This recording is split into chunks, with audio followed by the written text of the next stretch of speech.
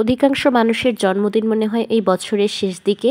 এই বছরের শেষ দিকে আমি কিন্তু বেশ কয়েকটা জন্মদিনের দাওয়াত পেয়েছি, আর আপনারা সেসব ভিডিও দেখতেও পেয়েছেন। তো আজকে ছিল আমার ভাইয়ের বন্ধুর জন্মদিন।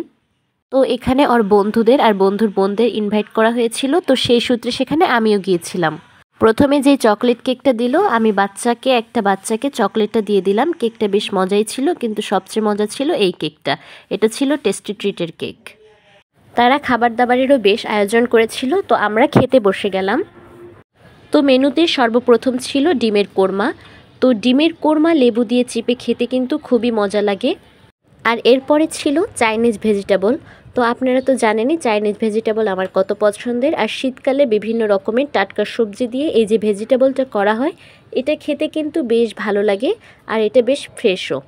এরপরে ছিল মুরগির রোস্ট। তো মুরগির রোস্ট খাওয়ার পরে ছিল গরুর কালাভুনা। গরুর মাংসের ঝোল হলে আমি নিতাম না, কিন্তু কালাভুনা তো আমার বেশ ভালোই লাগে। এরপরে গরুর কালাভুনাটাই কিন্তু সবচেয়ে বেশি মজা ছিল, আর ছিল কোক। আজ এই পর্যন্তই।